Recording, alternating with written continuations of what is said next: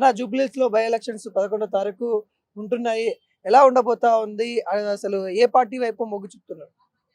ఇప్పుడున్న పరిస్థితులలో అయితే కాంగ్రెస్ వైపే మొగ్గు చూపుడుతున్నారు. పర్టిక్యులర్‌గా జూబ్లీహిల్స్‌లో అయితే ఇప్పుడు కాంగ్రెసే కావాలని కోరుకుంటారు. ఈ 10 సంవత్సరాల నుంచి ఎటువంటి డెవలప్‌మెంట్ లేదు.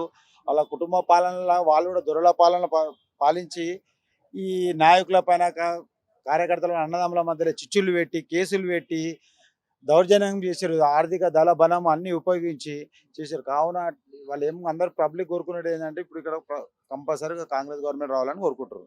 అంటే కాంగ్రెస్ అంటే ఇప్పుడు చాలా మంది పేర్లు వినొస్తా ఉన్నాయి. ఇటు నవీన్ యాదవ్ పేరు వినొస్తుంది. అజరుద్దీన్ పేరు వినొస్తుంది. సీఎన్ రెడ్డి ఇంకా కొంతమంది పేర్లు కూడా వినొస్తుంది. అంటే ఏ క్యాండిడేట్‌కి ఇస్తే బాగుంటుంది అని అనుకుంటారు? అన్న ఇక్కడ ఉన్న అయితే నవీన్ యాదవ్‌కి అందరు ప్రజలైతే ఆయనకే చూస్తున్నారు. ఎందుకంటే వాళ్ళు గత 25 సంవత్సరాల నుంచి మేము చూస్తున్నాం గానీ, వాళ్ళ ఫాదర్ గానీ, నవీన్ యాదవ్ గానీ, వాళ్ళ తమ్ముడు గానీ అందరూ వాళ్ళ ఫ్యామిలీ మొత్తము ఈ ప్రజలకు సేవ చేస్తున్నారు. సో ఇక్కడన ఏదైనా ప్రాబ్లమ్‌లొచ్చినా, ఏదైనా సావైనా లేదంటే ఏదైనా పండగొచ్చినా, ఏదైనా గృహప్రవేశం కావాలన్నా, ఏదైనా షాప్ ఓపెనింగ్ కావాలన్నా ముందు వాళ్ళతోటే ఈ ముందడుగు వేయాలని కోరుకుంటారు అందరూ. ఏదైనా షాప్ ఓపెనింగ్ కావాలంటే కూడా వాళ్ళ ఫ్యామిలీ వెళ్తారు. ముందు ఫస్ట్ ఉండేదే వాళ్ళు. సో ఆయనే వస్తే మాకు ఇంకా ఫ్యూచర్ బాగుపడతాయని చాలా మంది అనుకుంటున్నాను. అంటే అంటే నిన్నటి నుండి చూస్తా ఉన్నాం. నవీన్ యాదవ్ పైన కేసు కూడా అయిందనేది ఒకటి కూడా వార్త వస్తా ఉంది. వాటిని ఎట్లా చూస్తా ఉన్నారు ఇక్కడ స్థానిక ప్రజలు? ఎంతవరకు నమ్ముతా ఉన్నారు?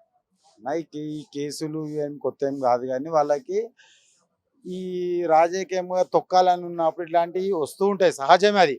ఇప్పుడు ఇంకా ఎలక్షన్ వస్తే కొంచెం టైం అయిందని ఇదని కామన్, అది ఇన్ని రోజులు ఏంది వచ్చింది. దాంట్లో మేము కూడా క్షుణ్ణంగా పరిశీలిస్తే ఏం తెలిసిందని అంటే ఆయన ఈ కార్డ్స్ అనేది పంచిండు. అదేదో మనకు మున్సిపల్ దగ్గర నుంచి వాళ్ళకి తీసుకొని ఓటర్లకు వంచలే, నాకు ఓటేయి అని చెప్పి అట్లా వంచలేడు ఆయన. ఆయన ఏంది ఈ మీ సేవలకి పబ్లిక్ తెచ్చుకుని ఉన్నారో అది ఉన్నది. అది పబ్లిక్లో అవేర్నెస్ కోసము మీరు ఈ 18 సంవత్సరాలు నిండిన వాళ్ళు మీ యొక్క భవిష్యత్తు మంచిగా ఉండాలా, మంచి వాళ్ళని ఎన్నుకోండి అన్నట్టు విధంగా వాళ్ళు ఒక కార్డు వంచిండు. దానికి ఏంటంటే ఏదో కొండందవి ఎలుకని తీసినట్ల ఈ బీజేపీలో రఘునందన్ రావు ఉన్నాడు. రఘునందన్ రావు ఆయన ఒక మంచి మేధావి అని మేము అనుకున్నాం. కానీ మాకు నిన్నటితో తెలిసింది ఏంటంటే ఏదో ఎవరో చెప్పిన మాటలు వినేసి అది టీవీలో వచ్చింది, స్క్రోలింగ్ వచ్చింది, లేకపోతే ఫేస్బుక్లో వచ్చింది, ట్విట్టర్లో వచ్చింది అని చెప్పి దాన్ని పట్టుకొని ఎలక్షన్ కమిషన్ దగ్గరికి పోయారు. సరే ఎలక్షన్ కమిషన్ అయితే ఎంక్వైరీ చేస్తున్నాం, మేము కూడా చూస్తున్నాం టీవీలలో. అది అయితే ఇచ్చింది కార్డు, అది మోనోగ్రామ్ అయితే లేదండి. మోనోగ్రామ్ ఉండి చేస్తే తప్పది. 2014 2016 నుంచి ఏమో లేదు ఈ పార్టీలు స్లిప్లు వంచడము లేకుండా ఈ కొన్ని ఆర్గనైజేషన్ ఈ మున్సిపాలిటీకి ఉన్న సంబంధం వాళ్ళే వంచాలి. సో ఆడ వంచింది మున్సిపల్ కార్డు కాదు, గవర్నమెంట్ కార్డు కాదు. అది ఇంకొక అంటే వివాదం కూడా ఏంటంటే ఏదైతే రాహుల్ గాంధీ ఓట్ చోర్ కేసు అక్కడ ఎట్లయితే చెప్తా ఉన్నారో జూబ్లీహిల్స్ లో కూడా అదే చేయాలని కాంగ్రెస్ అధికారంలో ఉంది కాబట్టి ఓట్ చోరీ చేసే అవకాశాలు కుట్ర చేస్తా ఉన్నారు అన్నట్టుగా చెప్తా ఉంది. వీటిని ఎలా చూస్తా ఉన్నారు? అన్న నేను ఇప్పుడే చెప్పినా కదన్నా, వాళ్ళు కొండందవి ఎలుకని తీసిర్రు అన్న. ఏముంది ఆడ ఓటు చోరీ చేయాలనుకుంటే ఈ ఎలక్షన్ ఎందుకు? ఇక వాళ్ళు పెడితే డైరెక్ట్ గవర్నమెంట్ ఉన్నది.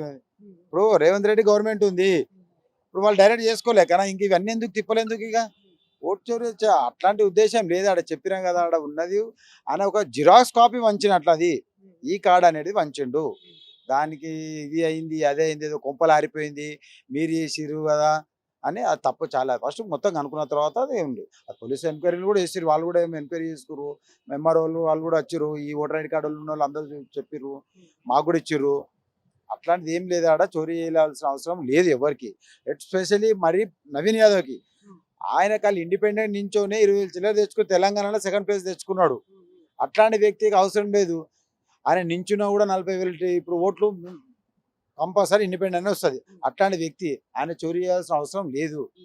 ఇంకొక విషయం ఏంటంటే బీఆర్ఎస్ బలంగా చెప్తా ఉంది కదా, మాగంటి సునీతని క్యాండిడేట్ గా అనౌన్స్ చేసి బలంగా వాళ్ళు చెప్తా ఉన్నారు 10 సంవత్సరాలు డెవలప్మెంట్ జూబ్లీహిల్స్ ఏంటో మేము చూపించాము, ప్రజలు మళ్ళీ మాకే తీర్పు ఇవ్వబోతా ఉన్నారు అన్నట్టుగా ధీమా వ్యక్తం చేస్తా ఉన్నారు. వాటిని ఎలా వస్తారు? అమ్మ సునీతమ్మ నీకు ఒకటి అడుగుతున్నా, మీ ఆయన 10 సంవత్సరాలు పరిపాలించుండి హ్యాట్రిక్ అంటే తల్లి ఫస్ట్ మీ ఆయన ఏం చేసినో కనుక్కోండి ఒకసారి. ఎన్ని అరాచకాలు చేసినో కనుక్కో, అనకూడదు. అన్ని చెయ్యని అరాచకాలు చేసిండు. మళ్ళీ నీకు ఒక గృహిణిగా తెలుసా తెలీదా తెలియదు. కనీసము మీ ఆయన సాగుపోతే ఎంతమంది వచ్చారో పబ్లిక్ ఫస్ట్ అది కనుక్కో తల్లి. నిజంగానే ఆయన ఏదో కొంతమంది అంటూ పీజార్తో పోలుస్తున్నారు. ఆయనకి ఆకాశానికి భూమికున్న తేడా. ఆయన కనీసం సావు కూడా పబ్లిక్ రాలేరు అన్న అంత అరాచకం చేసిండు. ఇద్దరు అన్నదమ్ముల మధ్యలో చిచ్చు పెట్టిండు. భార్యాభర్తల మధ్యలో చిచ్చు. Divide and rule. అన్నదమ్ముల మధ్య చిచ్చు పెట్టు అన్నకు తెలియకుండా తమ్ముని దగ్గర ఇన్ఫర్మేషన్, తమ్ముని దగ్గర కూడా అన్న ఇన్ఫర్మేషన్. ఆయన పద్ధతి పాలసీ. ఎంతో మంది మీద కేసులు పెట్టించాడు. గుడులు కడితే గుడి కమాండ్లీలో కొట్టిండు. ఎవరన్నా వర్క్ చేస్తుంటే సోషల్ వర్క్ చేస్తుంటే చేయకూడదు, పేరు అందొస్తుందేమో అని చెప్పి అట్లాంటి కేసులు పెట్టిండు. సొంత నాయకుల పైన, సొంత కార్పొరేటర్ల పైననే ఆయన కేసులు పెట్టిండు. అట్లాంటి వ్యక్తి నేనేదో 10 సంవత్సరాలు చేసిండు. ఏం చేసిండు? కేసులు పెట్టిండు. లేకపోతే ఆర్థికంగా అనగదొక్కిండు. ఇల్లులు కూడా కొట్టిపించిండు. కమాన్లు కమాన్లు కడితే గుడి కమాన్లు ఒక మస్జిద్ అదే వాళ్ళు ఈ వాష్రూమ్స్ కాళ్ళు కడుక్కునే అది ఇలా కొట్టించిండు. కొన్ని చర్చిల మీద వాళ్ళ మీద కేసులు పెట్టిండు. ఇలాంటి దౌర్జన్యాలు చేసిండు తల్లి. మీ ఆయన మంచి పనులు ఏం చేయలేడు, ఏం స్వాతంత్ర సమరయోధుడు కాదు. ఒకసారి రండి, సరే మీరు వస్తారో మీకే తెలుస్తుంది. కేటీఆర్ ఏ ముఖం పెట్టుకొని వస్తాడు చూద్దాం, మేము కూడా చూస్తామన్న. కేసీఆర్ కూడా జూబ్లీస్ లో పెద్ద సభ పెడతాము అన్నట్టు చెప్తారు. ప్రచారం కోసం కేసీఆర్ బరిలోకి వస్తున్నారు అన్నట్టు. 2 సంవత్సరాల నుంచి ఎక్కడ పోయాడు మహానుభావుడు ఆయనకే తెలియదు. కనీసం ఒకసారి ఒక ప్రతిపక్ష నాయకుడు అన్నప్పుడు అసెంబ్లీలో రావాలి. అసెంబ్లీలో రాకుండా కూర్చొని ఇది ఇది ఒకవేళ గెలిచి ఏం సాధిద్దాం అనుకుంటున్నాడు? ఇంకో బాటలు దాగి వండుకుంటాడా? ఒకటి అడుగుతున్నా. ఆయన వేసేది ఏమీ లేదు. నేను వస్తా అని వచ్చి పీకేది ఏమీ లేదు. కేసీఆర్ కానీ కేటీఆర్ వచ్చినా ఇంకోటి నాకు నిన్న తెలిసి చాలా బొమ్మడి అంట, బాబమ్మడిదులు వస్తున్నాడు. సార్ వచ్చినా పర్వాలేదు, ఎవ్వరు రాకున్నా కూడా కేవలం ఇక్కడ ఒక నవీన్ యాదవ్ తోటి ఒక్కడిని కొట్లాడుకోమనండి. ఆయనతోటి ఎంత టఫ్ ఫైట్ ఇస్తాడో చూద్దాం. కనీసం డిపాజిట్ ఒకటి తెచ్చుకుంటే అది చాలు. మేము డిపాజిట్ కనీసం బూత్లలో కూడా కూర్చునికి లేరు. ఎవరినో పిలిచి మేము ఇంకో 10,000 ఎక్కువ ఇస్తామని చెప్పి పాప బూత్ గురించి తెలియని వాళ్ళకు బతిలాడుకుంటారు వీళ్ళు. ఇప్పుడు అట్లాంటి పరిస్థితి ఉంది. రేపు పొద్దున టికెట్ అయితే అనౌన్స్మెంట్ అయిన తర్వాత మళ్ళీ జూబ్లీస్ ఎలా ఉంటుంది, ఎలా తారుమారు అవుతుందో మీకే తెలుస్తుంది. బీజేపీ పరిస్థితి ఎలా ఉందని అంటారు? దీపక్ రెడ్డి అంటారు, కీర్తి రెడ్డి అంటారు, ఎలా ఉండవు అన్న? నాకు ఓటు హక్కు వచ్చినప్పటి నుంచి ఇక్కడ బీజేపీకి అయితే 3,000 నుంచి చూసినా ఓటు. మొత్తం టోటల్ జూబ్లీస్లో 6,000 చూసినా, 8,000 చూసినా. లాస్ట్ టోటల్ మొత్తం కలిపితే జూబ్లీస్ టోటల్ కలిపితేనే వాళ్ళ ఓట్ బ్యాంకింగ్ అది. ఇంకా వాళ్ళ గురించి నేను మాట్లాడేం లాభం మన. ఇంకో కనీసం ఈ మధ్యలో ఈ డైమండ్ గుర్తని, క్యారమ్ బోర్డు గుర్తులు అన్ని కొలుస్తారు. వాళ్ళనేమో ఒక 1,000-800 గుర్తుకొచ్చుకుంటారు అన్న. దాంతో వీళ్ళు కొలిస్తే వేస్ట్. చెప్పుకోవడానికి నేషనల్ పార్టీ అని చెప్పుకుంటారు. ఇప్పుడు ఏమేమి దిగుతారంటారు. చూద్దాం ఎంత సాధిస్తారు. కిషన్ రెడ్డి ప్రధానంగా రాబోతా ఉన్నాడు. కిషన్ రెడ్డి అనుచరులను పెట్టేసి ఆయన ఇక్కడ ఎంపీగా ఉన్నాడు కాబట్టి, ఇక్కడ సినిమా ఫాలోయింగ్ ఉంది కాబట్టి కిషన్ రెడ్డి వస్తా అన్నట్టు చెప్తారు. కిషన్ రెడ్డి రావడం మన కొత్తనా ఆయనకి? ఆయన నించుంటే ఆయనకి ఏం ఓట్లు వచ్చినాయి ఇక్కడ జూబ్లీస్ నుంచి? ఆయనకే గతి లేదు.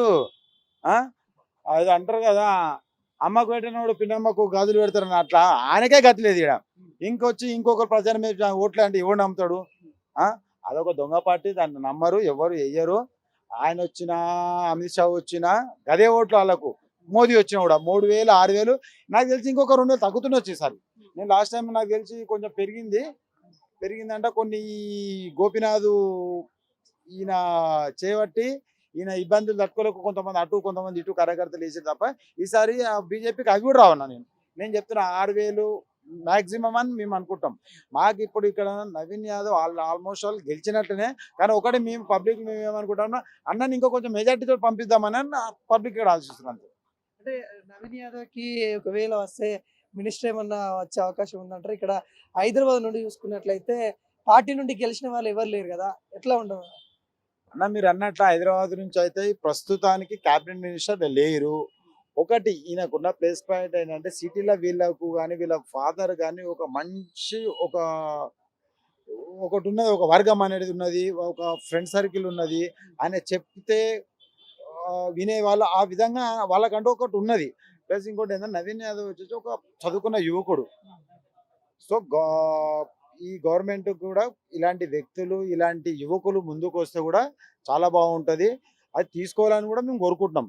ఉంది అంటారు, ఉంటే చాలా హ్యాపీ. ఫస్ట్ సంతోషపడేటోళ్ళం మేమే. ఇంకోటి ఏంటంటే ఇట్లాంటి యువకులను ఎంకరేజ్ చేసిన కొద్దీ చాలు. ఏజ్ ఉన్నోళ్ళు ఇప్పుడు వచ్చేసి పక్కన నియోజకవర్గాలల్లో వాళ్ళకి ఇచ్చే టికెట్ 3వ ప్లేస్లలో వచ్చారు. ఇప్పుడు నాకు కావాలని అంటారు. నేను లేదు, వాళ్ళే ఆ పార్టీ లేదు నేనని అంటారు. వాళ్ళక్కడ ఆడ గతి లేకనే మళ్ళీ ఇక్కడికి వస్తున్నారు. అలాగే 3వ ప్లేస్ అది. అలాంటి వ్యక్తులను పెట్టుకుని వేస్ట్. యువకులను ఎంకరేజ్ చేయండి. దానికి ఎవరైనా ఉండని ఎంకరేజ్ చేస్తే చాలా మంచిది. ఇంకొక 10 సంవత్సరాలు కూడా పబ్లిక్ ఎంకరేజ్ చేస్తుంటారు. సో సిటీలో కూడా ఇలాంటివి కావాలి కంపల్సరీ. ఇట్లాంటి వ్యక్తి చదువుకున్న వ్యక్తి ఉంటే చాలా మంచిగా ఉంటుంది అన్న.